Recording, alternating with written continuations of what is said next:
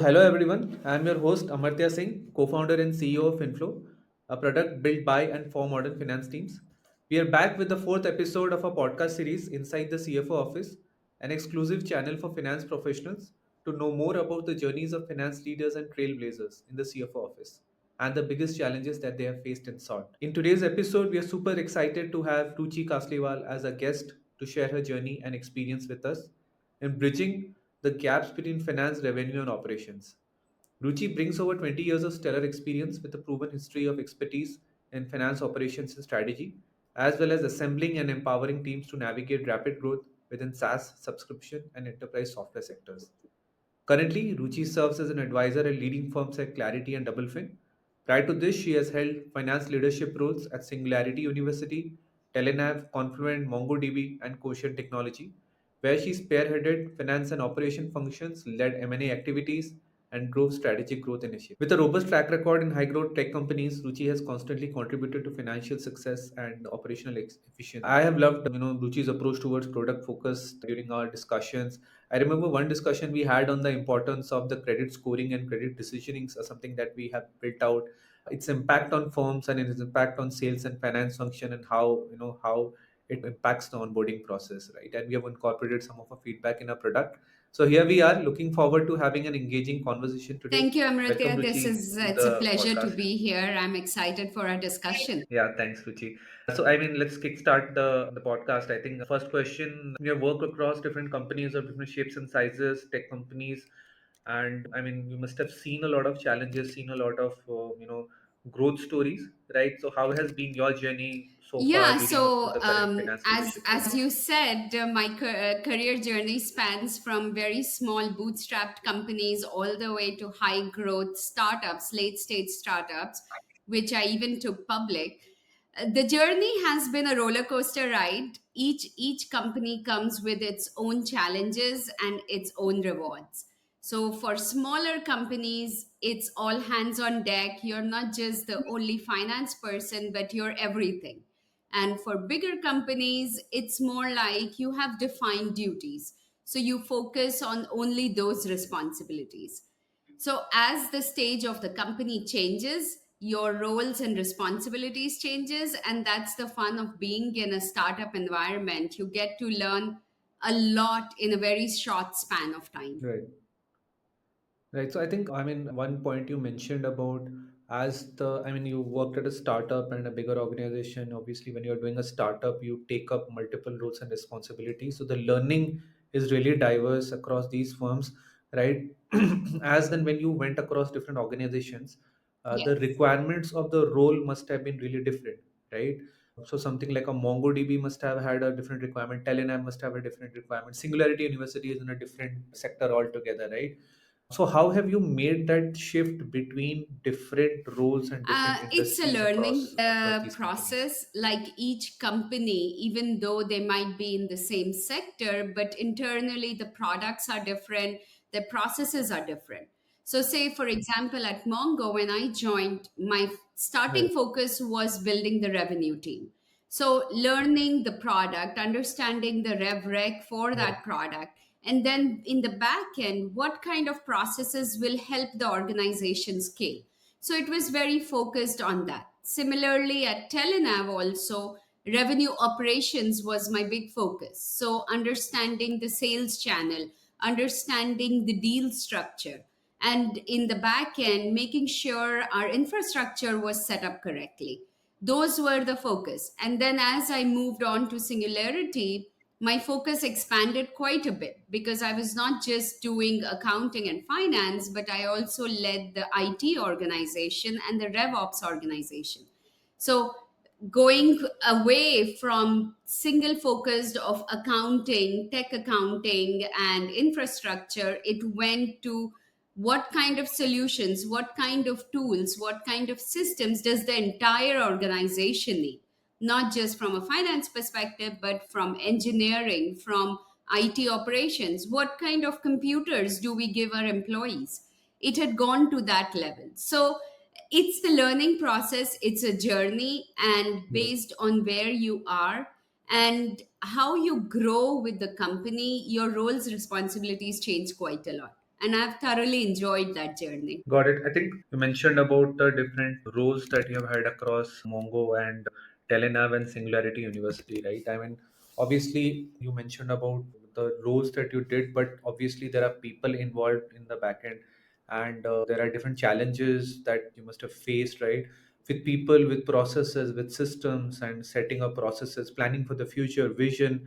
A lot of things comes to the picture, right? What will be the top two business challenges that you had actually faced during your Um, experience, I that and think how if did you you want to navigate them? nail it down to top two business challenges is learning how to work with product people and sales people. Like, even though you might be in the finance organization, but your role touches every single part of the organization, be it product, be it sales, be it operations, HR, everything. So, having that open mindedness to learn what is actually the product, how do they build the product, what is it that they are trying to achieve, learning that and working with the product team was super important. Similarly, learning how sales functions and how do they portray the product out in the market. What are the different things you can support them as a finance org to make them successful, set them up for success. These were two of the biggest challenges that I faced during my roles, and I think it was very rewarding, because when you know the nitty gritties of what actually the product does, you are more aware of how you can support these teams, and that helps quite a lot. Similarly, on the sales side, you can support the sales teams by giving them easier processes. A simple example could be a simple T&D process, right? Don't make it so complicated that sales teams are they are always traveling and it's a pain for them to put in their expenses, put in their travel. So keep it simple, and that's how you can support the growth of the business, by making processes simple for them. Got it. I think one thing which you mentioned about is the working with the product and sales. Obviously, sales is something that you have really worked upon that Yes. led you to the sales ops aspect as well, right? I mean, yeah, as you rightly mentioned, there's a lot of learnings with exactly working with the sales team, and that has exactly navigated you for the other roles as well. So coming to the third question, I mean, we were talking about working across companies of different shapes and sizes, right? You've worked with startups, you've worked with mid-size, you've worked with enterprises, you've worked across different, sector shapes and sizes of firms. So, I mean, what has been your experience of working with these companies, and typically what has been your approach to the challenges? For example, there's a different cash flow involved. You have different money in the bank that you Yes. can spend. There are different softwares that you can use, right? There are different decision making that is involved. Onboarding becomes different. So there are so many different aspects. But what has been typically your approach and your I experience of think working across the these my clients? first get go approach is keep it simple. I think if you make things complicated, you are not helping and collaborating with these different teams and structures of the organizations, right? So keep it simple. Obviously, picking on sales as a very specific example, sales as MongoDB was very different from sales at Telenav versus sales at Singularity. We'll just keep these three in focus. So, sales at MongoDB, I actually launched the deal desk function, which was very successful. It still is a very successful function that has helped the company grow leaps and bounds. And what it did was, because MongoDB's product catered to large enterprises, you have to make sure that sales from one end are enabled properly. That included sales cycle. How do you make sure sales cycle are small? So that means you need to train your salespeople, constantly update them with the new features and products that's going out, new sales methodologies, which could be, hey, we are adding one product to the other, so there's a different way of selling them, right? So those kind of things help sales guys be more prepared. Then sales as a function is very focused on commissions, right? That's a big part of their earnings. So making sure the commission structure is simple enough for them to understand, but not too simple that they are overachieving all the time.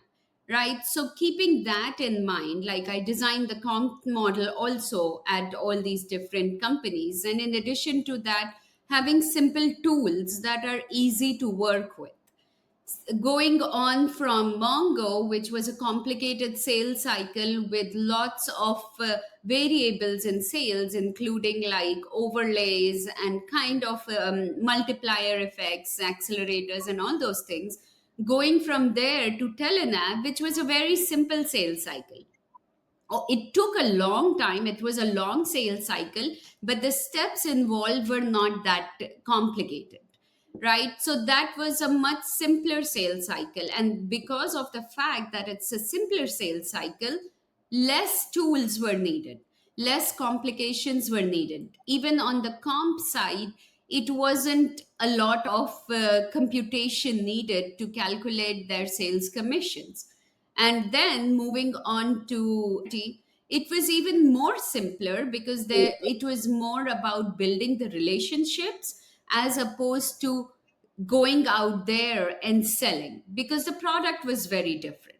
So all of these things have different complexities, and understanding those complexities comes from the relationship that you develop internally with your product org, so that you also understand what the product is, and then making it simple for sales or revenue operations. Revenue operations is also a big function nowadays, where it's the, you can call it the nervous system for sales organization. It manages your deal pipeline, it manages your CRM, it manages your enablement, and eventually it manages your comp structure and comp designing and tools as well. So, with different stages of the company, I was able to manage the right complexity and bring in the right level of tools that are needed for these sales guys to be successful. Got it. When you were interacting with these kind of, I mean, obviously, like for example, when you are involving, when you're building implementing a tool at these companies, so there are two, three aspects to it, right? One is obviously, as you mentioned, the tool that you use, how simple the tool is, or what is the Yeah, kind of workflows that you build in that tool. That's one aspect. The second aspect that you right. mentioned is that the commissioning that you use, right? How do you decide the commissions, right? And third aspect you mentioned is how complicated is the sales cycle, right? Whether it's a cycle, longer sales cycle, what is the basic premise of building the sales cycle? Is it a relationship driven Correct. sale or is a product driven sale? So there are different aspects, right? So obviously, I mean, one important aspect when you are going across these three roles is that obviously there was a certain, when you must have joined these started these roles, there must have certain level of learning cycle or learning curve when you started doing these roles, right? Typically, how does a learning curve, like, and with whom do you work with the CROs and the chief business officers or the sales heads in these organizations, and there is a parallel working with the CEO, or what kind of reporting relationship, with which leaders do you work with? That's question number one.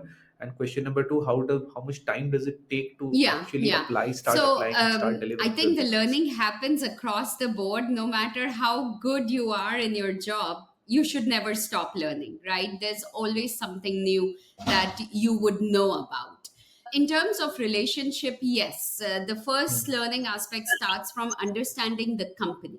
What does the company do, and what is it that you can get out of from, like, the product team, from sales team? What can you learn from these guys? Understanding those things, right? So I work a lot with the product and CRO teams, so the CPO or whoever is the head of product, to just understand what's their north star, where do they want to go, and from a CRO perspective, understanding how do they want to capture the market. Is it vertical markets that they are going, is it geographical markets that they are going? And this is not just a one person thing that you learn from. Like when we design the territory and the quotas, it's a function of FP&A also, right? There's a top down approach and there's a bottoms up approach. So marriage of both of those approaches is super critical because you have to be in line. And the second part is always being in sync with the CRO, especially because they are the ones bringing in the dollars for the company. So you cannot come back and say, hey, my Right. metrics are different from the CRO. You should always be in sync, especially when you're presenting to the leadership or to the board. Right. The CRO or the sales head should be in sync with what the finance is going to present. And if there are discrepancies, solve it out before any presentation, right? So having that relationship, and that is true across the board, Mm. be it a complex organization, be it a simple organization. Those relationships is what takes you to the next level. And then going down from there, the relationship with your sales ops person, if there is one head of sales ops, is also important, because ultimately they are the one providing the data which goes downstream to my finance organization. So all of these things, having these things streamlined Right. and defined, is the super important thing about keeping the processes clean, transparent, and simple. Got it. Thanks for answering the connectivity across the sales and product lines. I think what also we talked about and we spoke about is RevOps, right? And that's, I believe Yeah, that, over the last few years, RevOps has really come up. And I believe RevOps is going to be very, very important correct. because, I mean, there Yes, needs to be a yes. method to the madness, right? Called sales, right? Like, and you are hiring more salespeople, you are running behind revenue. There's a lot of, as you mentioned about the commissions, right? What kind of commissions you have for sales, what kind of processes that you have for sales, how do you do the numbers. So obviously RevOps is a thing of the future, I mean thing of the past, and is going to be a bigger thing in the future because sales revenue is also going to keep increasing, and you need certain operations aspect to Yeah, understand how good are you doing in your revenue, right? So the RevOps is an important aspect that you covered, right? And I mean, wanted to know a little bit more on RevOps, right? So there are two-parter questions, right? One part of question is that, what you mentioned, you briefly touched upon the finance side, right? How does it touch the finance operations? What is its impact on finance? That would like to know a little bit, go deeper into it. That's one aspect. And the second aspect is, there are three aspects towards when we are talking about, the RevOps side, right? People, process, and systems, right? So we briefly touched upon the people, process, and systems, but in terms of sure. RevOps, how does the people, process, systems comes into it, right? So I'd love to know Absolutely, a little bit absolutely. more on the RevOps RevOps. is something which is pretty dear to my heart, because no matter what, how you term it or how you state that, that function is a very key function in any organization. So previously, before the last couple of years, it used to be called sales ops. And primarily, sales ops would be more focused on the sales Hmm. organizations and supporting the sales leaders. But nowadays, RevOps is expanded its footprint, and it touches, or it's comprised of GTM, which can be a part of marketing function, sales, and also finance. So it's a very widespread function which touches multiple facets of an organization, right? So from a people, process, and technology perspective, RevOps team is kind of holding the growth of the company together by bringing in the right credentials needed for the people and putting in the right processes along with the technology that's needed, right? So nowadays, if I start from the top of the funnel, a lot of RevOps, let's talk about people first, right? So from that perspective, they have to understand the GTM motion. What does GTM motion mean? It means what part of marketing comes down the pipeline which can be converted. So very specifically, marketing and GTM gets overlapped a lot of times. And then that's the function of RevOps and marketing to define what's the line. When does an MQL turn into an SQL, and then RevOps takes it from there, either because the SDR function, BDR function is rolling up into the RevOps function, or because there are these inside sales who can take it from an MQL and work on the SQLs, right? So they have to have that kind of understanding from a people Right. perspective. Right. Similarly, once the deal comes into the RevOps function, they have to understand what is the deal structure. That could include like your product portfolio, it could include bundling of products, it could include a la carte items products. So understanding that product, In addition to that, they should have an understanding of certain terms and conditions, and that is where the finance hat comes in play. Like, what are the standard terms and conditions that a deal should have? And what are the non standard terms and conditions where they will need approval? So, this is where your finance hat is coming in play. And then eventually you put your sales ops hat and figure out how am I going to calculate commissions for this deal, right? So from the top of the funnel all the way to the deal becoming an order and then eventually closing and giving out commissions, all of these functions are nowadays part of the RevOps team, right? So having that skill set is super critical for Got it. RevOps to be successful. And when you talk about processes, because of this skill set and because of the knowledge and business acumen the RevOps people have, they can build the processes which are very simple. Make sure you define what is an MQL, what is an SQL, when does it transition, all the deal stages from pipeline to bookings to most likely, I'm sorry, pipeline to most likely to bookings to order, right? All of these deal stages being defined. Once you have these processes defined, and then the data points that gets captured either in your CRM tool, how much of that flows into the finance tool, which is the ERP tool, right? So all of that skill set is super critical for RevOps. And from a tools perspective, also understanding what kind of CRM is needed. Like, depending on the product, depending on your company size, and depending on your growth trajectory, there are different fields that you need to put into your CRM. I'll give you an example. Like when we launched Salesforce at MongoDB, we did not add the partner layer into these deals. So we had to go back and then add different fields so that we could identify, is this deal coming from our inside sales, from our AEs, from our or from our partner channel, right? So having that understanding of what are the data points Right. you're trying to capture through the tool is super important, because then it impacts your downstream reporting also.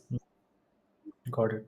Got it. And thanks for, giving an elaborate answer on the workings of the RevOps. So one question here on, we are briefly touching upon this touch point between the CRM and finance flow, and that's one of my favorite topics to actually go about. I see a lot of, a lot of Yes. differences or gaps or disconnect between the CRM and the ERP tool, like we right? We're talking about a CRM like a Salesforce. You mentioned in SFDC is being used in MongoDB, right? And let's say there's an accounting software like a NetSuite and a Dynamics, right? What we have seen is that there's a strong need of Yes. connectivity between these softwares. One main thing you mentioned is about commissions, right? For example, you have created a CPQ process, CPQ in your Salesforce, and you've gone ahead and converted the deal, you signed the contract, and you started delivering the project, right? One of the major problems is identifying billing IDs, right? You have different billing ID concept in a Salesforce and different billing IDs in NetSuite. Or for example, you are canceling an invoice. How does it, if you're canceling Right. invoice, converting credit note, how does it impact commissions, right? It becomes more complicated when money does come in. How does it link with your commissions, right? So there are so many disconnects between the CRM and the accounting software or the ERP financial softwares. So Oh, how have you seen absolutely. those kind of Absolutely. challenges I'll tell you, across my your first project experiences? at How have you? Confluent was, so when I joined Confluent, they were still manually keying in the orders from Salesforce to NetSuite. So the first thing I did was, let's just connect this. It's I an see. API connection, these tools. These are the fields that should show up on my ERP side.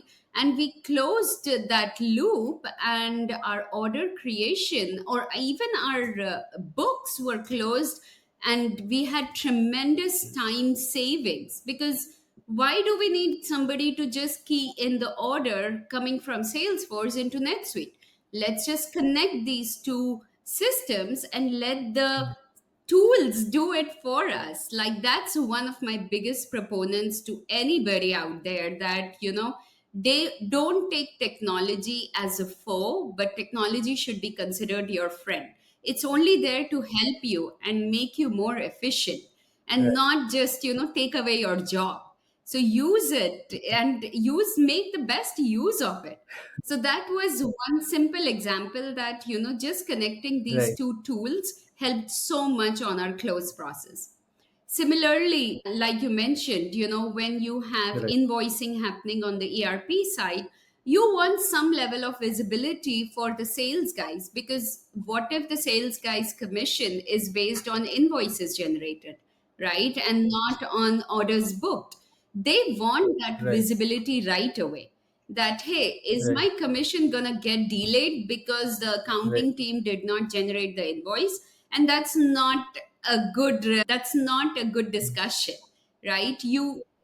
Ultimately, we are all humans. If Right. our pay is getting impacted because someone else's issue, that's not a good thing, right? That impacts your relationship. And that's Right. why you see a lot of times that finance is not the best partner considered in a lot of organization, right? They are always the cops of the organization, which is absolutely right. It's our fiduciary duty to control everything, but then there should be a collaboration, right? So I'm hoping the relationship between finance Right. and other organizations within the other departments within the organization is changing now.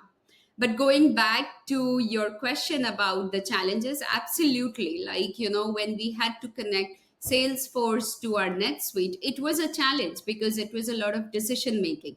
What is the data one way versus what is the data coming the other way? Two-way data transition, right? And then from there, how much visibility should we be giving? What kind of access should be there? Is the data correctly being reported? Right. So there are different facets that you have to look at Right. when you're integrating different tools. Right. I mean, one great thing is that as a finance leader, you talked about technology and the importance of technology. Really appreciated, because I mean, I think what you mentioned about finance teams become being the cops of the Yes. organization. I think one of the biggest leveler is technology, right? So I mean, it's not actually that, let's take for example, like, a salesperson needs to know that a payment has happened or an invoice has happened, invoice has been created or not, right? So, I mean, they will obviously chase the finance team to get an answer, but what helps is technology, right? If there is a technology backfield, Exactly. then you do not have Yeah. to go behind people to get the answers. You get the answers directly from the software, right? So that you nailed it in terms of usage of technology Yes. as to the lot of chasing which happens in finance team. You get ready feedbacks, you get quick alerts, quick reports, for example, right? One of the challenges that I've seen is that as a salesperson, as a sales head, I need to know that I have 50 Yeah. salespeople and what is the kind of collections that they have, right? And one is the obviously the sales, and I need to know the collections, right? So if I get a good report, and these kind of reports might not be that conducively provided by an accounting software, right? Because you have business unit, you have products, you have different entities, you have so many different level of bifurcations. It's literally somebody taking the data, putting it to Power BI, or somebody, some couple of analysts sitting down, converting it, as you mentioned, the ops people, and giving to sales guys, right? But if you have a technology which readily, takes in the data and provides a report, that's actually a game changer, right? So I mean, really loved your response on the impact of technology. One simple question: and how did you solve for the connect between the Salesforce and NetSuite? Did you do it We internally? we Did you use a third definitely party system had. integrator I or think it was something? Dell Boomi at that time that we used in terms of creating that integration between the two tools. And it depends on the size of the org, because Mongo and Right. Confluent are pretty big organizations. We had internal business systems team, which helped us create Right. these connections. But if I had to do it Right. more at the singularity level, I Got would have to employ a third party to come and help me do these integrations, because internally we did not have that skill set. And that also goes back to the same question about how do got you define your organization, right? A lot of times, and talking right. about tools Right. and technology, a lot of times young startups just think that, oh, we have lots of tools, we need to hire a full-time person. No, you may not need that. There are enough third party Mhm. providers who have the expertise and can provide those services. At the moment, that cost might seem pretty high, but Right. look at the cost benefit from a long term perspective. If you have one FTE on your Right. payroll Right. who may not have expertise in every single Mm, tool that you have in the company, you'll still have to go and get somebody from outside. Then mm, instead, look at your actual right. needs and look at what is it really that you need. Is Mm, it maintenance, or is it new projects? Is it like ongoing support? So mm, identify those needs and then decide, is it a full-time employee you need on your payroll, or is it a contract through a third party service provider that can help you support these, right? This is a very critical aspect of right.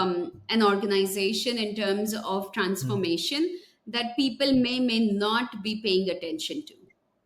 Got it. Got it. Great. Thanks for the answer. I think moving on a little bit towards the second last question, something on, I mean, that's one of my favorite Yes. questions, typically on the finance software stack, right? I mean, there are a lot of finance software stack, and we have also had a lot of great discussions of finance software stack. So, I mean, you have worked across these organizations. Obviously, I mean, there is a NetSuite or a Dynamics or a SAP Right. S/4HANA or a QuickBooks or a Xero. You have these kind of softwares, right? What has been your experience of financial software? What do you believe that from financial software access, what are the two three problem statement that you have believed you have tried to solve through finance softwares? And also one more interesting question on how do you see the impact of artificial intelligence and the Sure. evolution? How do you see the future of AI? So it's a two-parter. The first is your experience in finance softwares across these organizations, and how do you see the evolution of AI and Let me generative answer AI the or second predictive AI? question How do you first, see it because moving ahead? that's something which I'm super passionate about. Like, AI is a game changer. No matter which industry you go to, AI is like Right, my personal admin, my personal secretary, whatever you want to call it, right? And I've also written tons of newsletters on that, right, understanding the use cases of AI in different functions, right? So that's my message to mm, anybody who is a technology person or who is afraid of technology, that leverage this technology. Don't be a phobo, which is the new thing, which is like a fear of being obsolete. Don't worry about that. You're never going to get obsolete. There's always new things that will come that you can learn, right? So AI is going to have a big impact. Yes, people are very afraid that, hey, my job as an analyst, my job as an AR person or a billing analyst is going to go away. But instead, think of it that as a billings person who's generating invoices day in, day out, and not really using a lot of your creativity, this is your chance to improve yourself. You can still do billings, but leverage technology to do it. You can increase your productivity, you can make yourself more efficient, and also do two other things because you have so much time left, right? So from that perspective, I am a big proponent of adopting right. AI. Obviously, there are lots and lots of tools out there, and the verdict is not out yet as to which one is the best one. But I love AI. Right. I've been using Chat GPT, Gemini, and now even the Facebook Llama for a lot of things that I do research on. So definitely AI is a big thing in terms Right. of tools and what has helped, and just key things that has helped me in the past is understanding what's the need today of the organization and what's the long term need. You don't want to implement a tool just for today's needs, Mm, because there's a cost associated to it in right. terms of resources involved, in terms of money involved, in terms of time involved. Because you have to understand that if you are doing a full on ERP implementation, you will need your accounting and finance team to work on it. So they will not be able to do their day jobs. They will do Right. it eventually, but there's a loss Right. of Right. productivity Mm, here. So don't just implement something right. which is Right. shiny. Look at the actual processes, look at your actual product, and understand what is your need as an organization. Secondly, if you're doing a transition from an Right. old ERP system to a new ERP system, think again from a data transition perspective. That's also a very big aspect. A lot of times Right. people miss on it. They're always thinking, oh, I will have XYZ new features in this new tool. But then, is your data ready to accommodate or to give you those results that you want from this new tool? It's like garbage in, garbage out, right? So, think of those Mm. things also.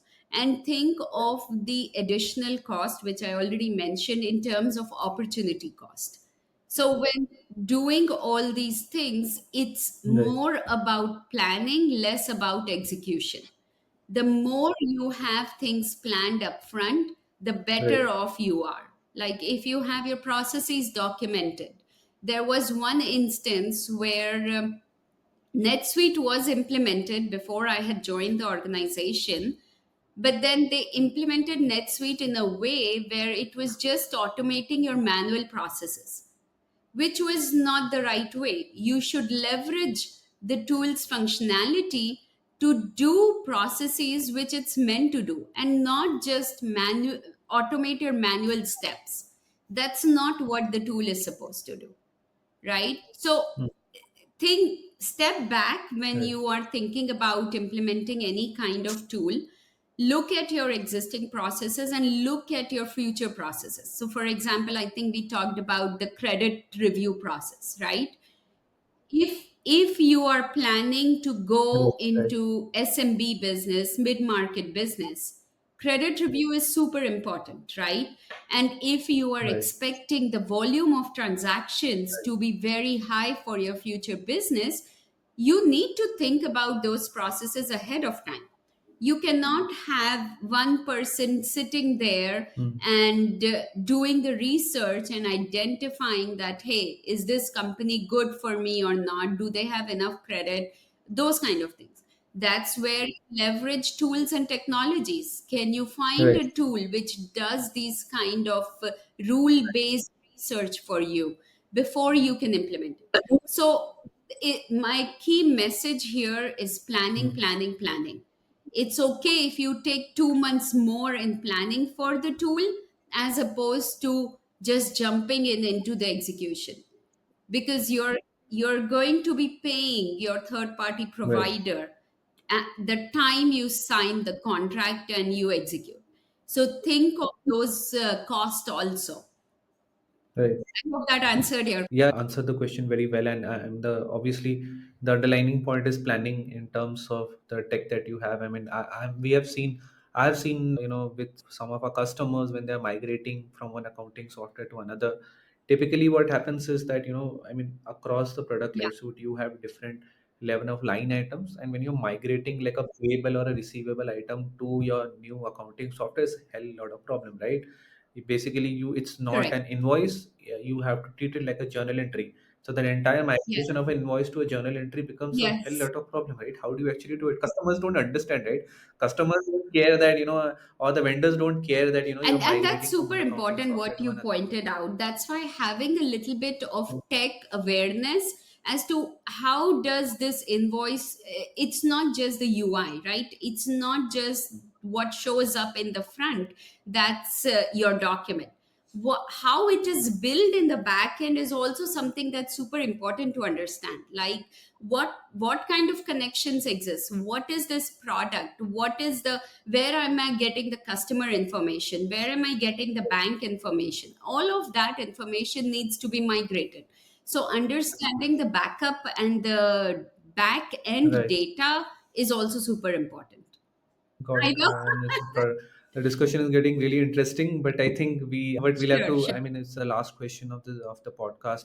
I would love to know what are your, I mean, advice, insights for people who are aspiring to become finance leaders. What are the top 2 to 3 advice points that you have as to how to um work towards becoming a finance Sure. leader? So I think, and this is lessons learned from my journey as well. Like 10 years ago, I would say even more super ambitious and aggressive in my approach to growing. So that's something which I would say is listen, learn, and then execute. Don't jump on execute and then go backwards to listening and learning, because you would spend so much time on execution, and in the end if you realize that's not what was expected, you've just wasted the whole thing. right? So the first is listen, learn, and then Right. execute. It goes back to my thought of planning. And then observe, right? There will be lots of challenges that you will face, especially as you grow into the organization. There will be lots of pushbacks. So it's okay to see that pushback and not be able to execute on what you really want to do, but be ready to put your case forward with the right data, the right results, and the right execution. By data, I mean be ready with all the research you've done, that why a certain project or a tool or certain process change is going to help the organization, and try and understand the wider Got it. impact of the change, not just for your team, but for the company. Because a lot of times people tend to see, okay, this is how it's going to help my team improve productivity or this.